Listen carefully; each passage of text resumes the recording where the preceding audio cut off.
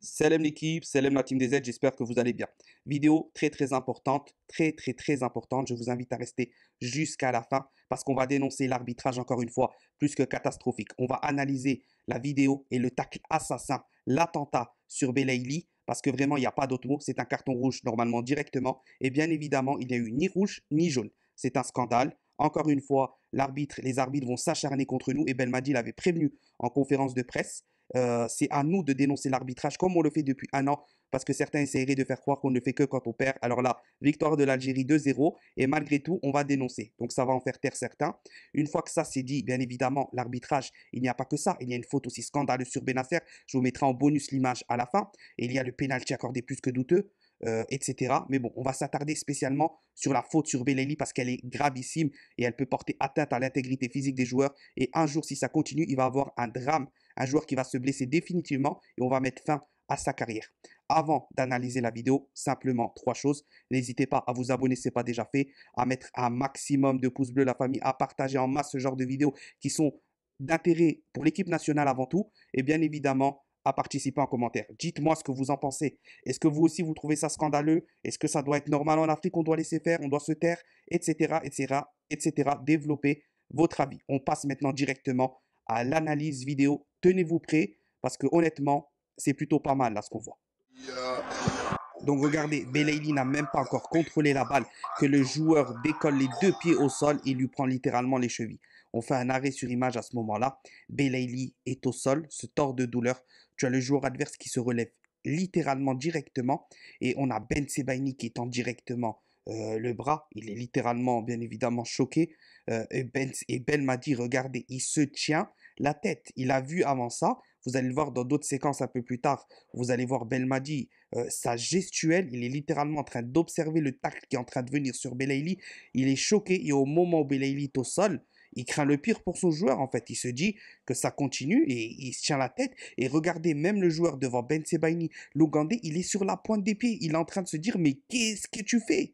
Mais c'est tellement violent que même son propre joueur lui est en train de lui dire qu'est-ce que tu es en train de faire. Et là, on va voir sur la séquence justement suivante. Regardez bien, mais c'est catastrophique. Hein.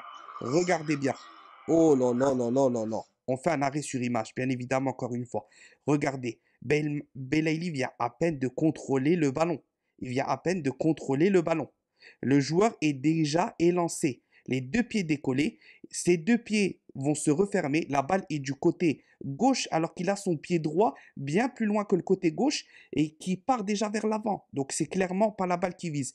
Regardez, les deux pieds se referment sur les deux chevilles de Belaïli. Ça se referme littéralement. Il n'y a pas d'autre débat. Vous le voyez à l'écran. Il n'y a pas de débat sur ce genre de sujet. C'est seulement, regardez, quand il ouvre ses deux pieds, le joueur adverse, Belaïli ne peut pas sortir ses pieds, tellement qu'ils sont vraiment bloqués à l'intérieur. Vous voyez que là, il lève le pied et c'est seulement quand il lève qu'il commence à sortir bien évidemment un pied. Là, à ce moment-là, Ben Sebaini réclame directement. Il regarde l'arbitre en espérant qu'il a vu ce qui s'est passé. Parce que c'est rouge direct, il n'y a même pas de débat. Et regardez Belmadi, Belaïli se tord de douleur. Regardez Belmadi. Et surpris, Ben Sebaini, sa gestuelle, il est en train de courir vers l'arbitre, de dire mais qu'est-ce que tu fais? On regarde un peu plus près. Regardez la violence du choc. Et là, bien évidemment, on regarde encore d'un peu plus près d'une autre position. Vous voyez là le joueur qui est clairement élancé. Regardez son pied qui est décollé. Regardez, son pied va derrière Belaïli, hein, l'autre, alors que le ballon est côté gauche, comme je vous l'ai dit.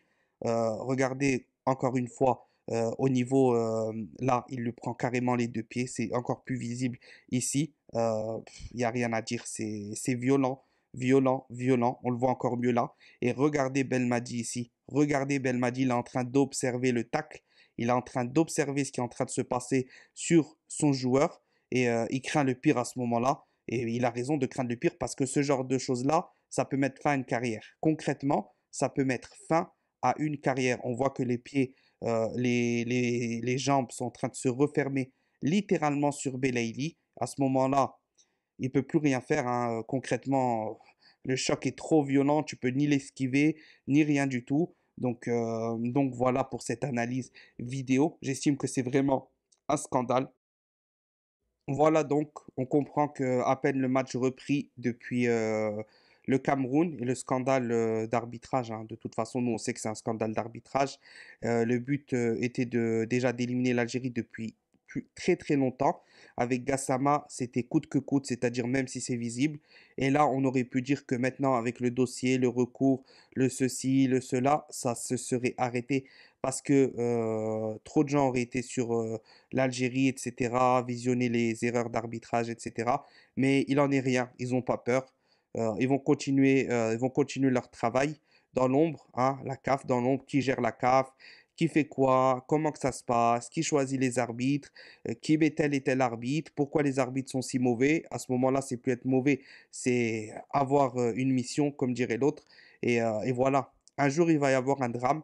Donc, c'est à nous de dénoncer. Dites-moi ce que vous avez pensé de cette vidéo et suivez-moi sur les réseaux sociaux si vous voulez Tactique des aides. Là-bas, il y a un peu plus d'infos. Salam l'équipe.